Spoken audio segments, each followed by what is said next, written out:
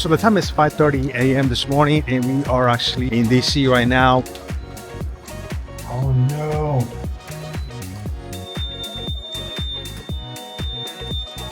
The boys supposed to be here by 6 a.m. this morning to set up the podcast room. All right, I think we are in the right spot here.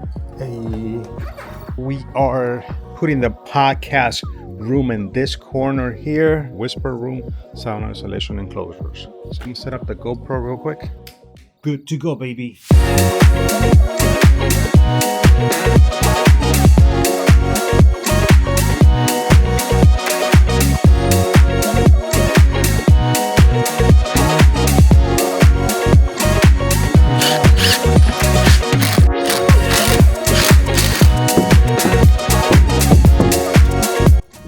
So basically the double layer soundproof room is completed.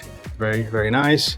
Actually a double soundproof is double window, double door, and the inside double panel. I guess the producer's gonna be here. Fans on the back and power on the back. Overall, it turned out really, really nice. All right, now you want to see something more interesting than spiders? Let me show you real quick. She's looking really good.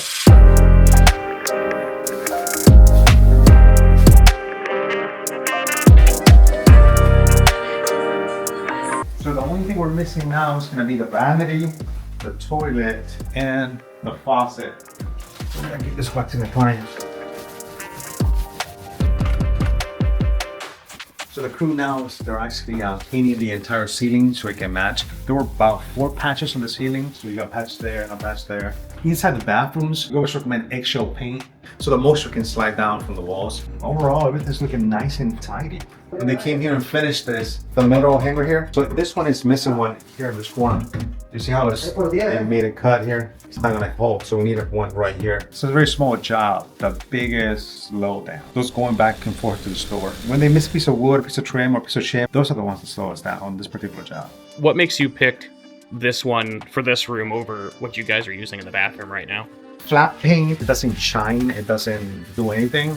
Eggshell paint gives you that protection of repels water and moisture. Regular rooms, I always suggest flat. You pay more money, it takes more time to fix walls when you have a sheen. So flat is always the best economical way to paint the house so you don't see a lot of imperfections on the walls. There's no wall that's perfect. This is not glass. So that's why I always recommend flat for regular walls. So with today, we've been in this house 2 weeks, literally today, Monday. We frame, electrical, plumbing, everything's falling into place. My original schedule was to finish today, Monday, exactly in 2 weeks. But because I lost a day and a half, that's why we're finishing up tomorrow, Tuesday. But overall, customers happy, super fast.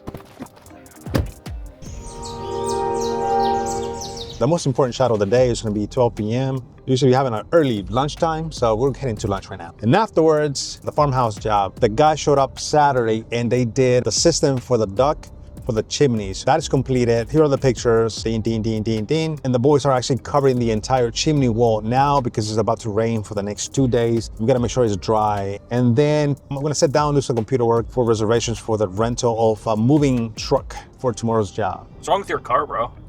Actually, that's a good question. I had a feeling because there's a sensors that came on. They have to do with oxygen. And I was like, that's funny. I wonder if I forgot to put the gas cap on. And guess what? The gas cap is freaking missing. I've been messing with cars since I'm 13 and driving the worst cars ever, Toyota Camry 1984. For some reason, one day, somehow, I was probably 17. I forgot to check the dipstick, and some reason my brain thought that I had to fill out the entire motor with oil, and I kept filling it out with oil. This thing is not getting full. Drove it on 95 for like half an hour, and I see black smoke coming out of the back. And then my stepdad, when I got back from Alexandria, he's like, "What's wrong with the car?" And he checked the dipstick, and the dipstick is all the way full almost. So you put oil in it? Like, yeah, a little bit. And he's like, "How much?" I say, "Well, it wasn't getting full, so I just filled it up as much as possible. I didn't want to burn the motor." And you know what? After he took the oil out, like nothing ever happened, baby. Toyota, boys. And now this, a good 150 or 200 for the stupid cat on the gas cap. He knows that we're watching him. Like,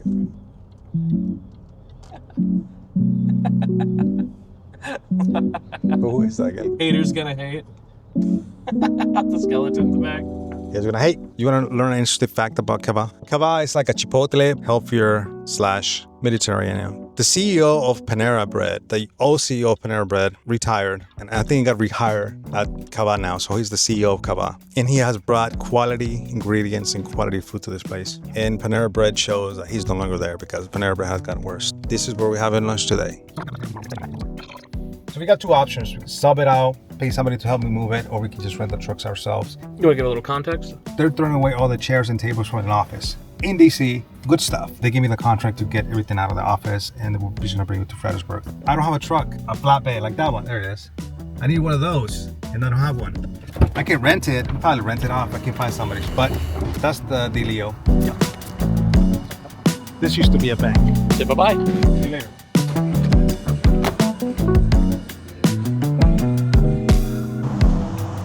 Did I bring my glasses?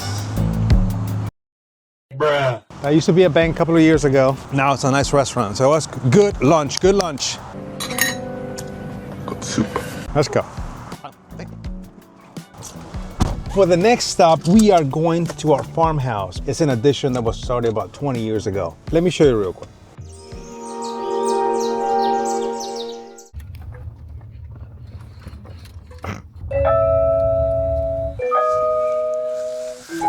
This one is a 20-year-old addition that got started 20 years ago, and now we're finishing it up. The homeowners are living on the side for now until we do the remodel.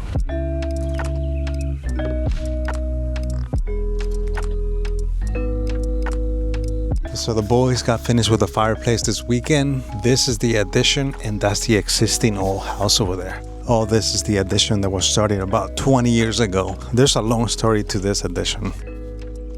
He bought it with the magazine. You can order the addition and they assemble it for you when they get to the job site. For 20 years, he's been putting all his stuff inside here. He at least finished one room here. Drywall, electrical, and painted. But none of it. Nothing else has been done.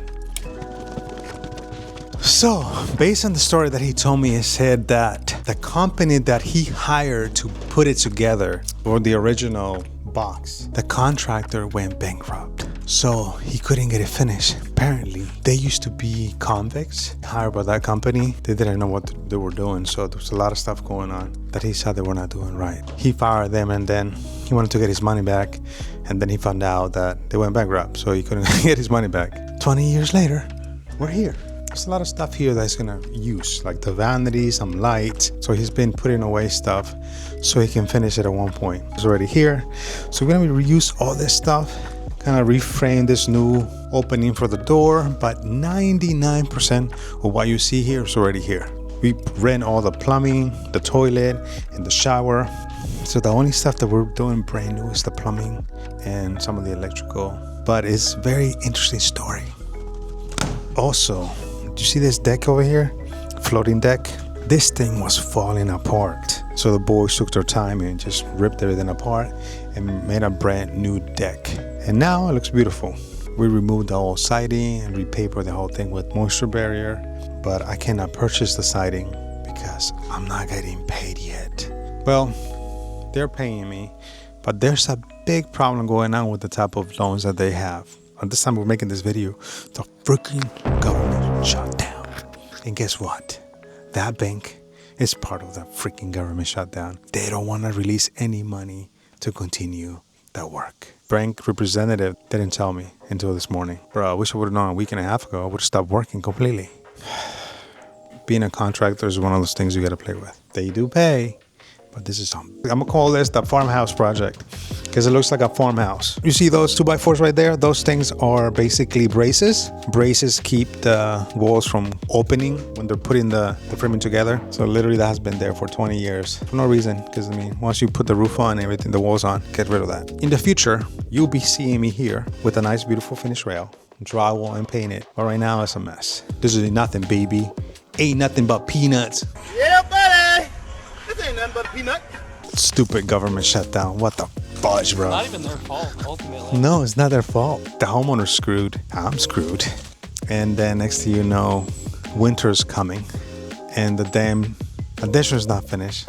Anyways, we're going to another appointment where we hopefully can make more money.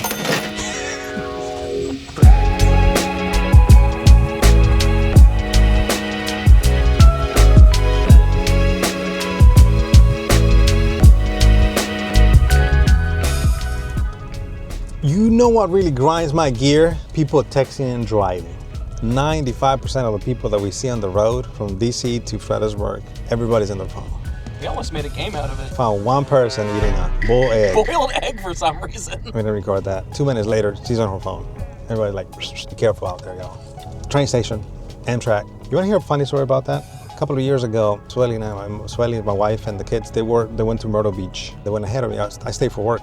And I said, I'll catch up to you guys when you get a chance. And next thing you know, I schedule at Amtrak. This Amtrak train takes you straight to Myrtle Beach. You know me, I'm always on time. I went to a coffee shop, waiting for the train, waited to the last minute. I didn't realize how strict the trains were because I never rode a train before like that. I show up, they're like 10 minutes late, train's gone. And I'm just there waiting with my little suitcase, with my little backpack. I was like, how am I gonna get to Myrtle Beach? The girls were little back then. They were tiny, they were waiting for me. Like, oh my God, this sucks. I immediately booked my airplane ticket, one-way ticket to Myrtle Beach. I went from a $40 train ticket to a $500 airplane ticket because I cannot make it on time. I'll see you again for next time, another story. So we are going to a customer's appointment. This customer doesn't know me. It's a warm lead. He wants to do something, but he doesn't know what he wants. So step number 1, get the iPad. Step number 2, this is not about comfort, boys. It's about professionalism. Soldier boots, baby. Gotta look like a contractor. Hell yeah. Like I know what I'm doing. It's about knowledge, power. Got the tape measure, got the iPad, so it can look cool. Because my iPhone can do everything my iPad can, but it's gonna look cool. But bigger. But bigger, baby. Got my handy laser. Next thing you do, look at your phone. Don't forget their name. Client. That's it. Now we look cool. We did a remodel job here about 3 years ago. All these houses here, they're about 100 years old. Oh, right here. We remodeled this house on the inside. And we are not gonna be recording anymore. It's right here. A little longer than a few minutes later. We just got out of the appointment. They wanted to do an extension to a house. The house itself is, again, like about 100 years old for sure. It's a very basic extension, but it's a very delicate. When you're in the city, you gotta go ask for permission to the city. Nonsense, red tape stuff. Maybe it's not nonsense, but to me it is. Customer is a great customer. I like his personality. I wouldn't mind working with him. We're gonna submit a proposal. Hopefully we get it. How do you contrast that to a certain client we have now that's a little bit harder to deal with?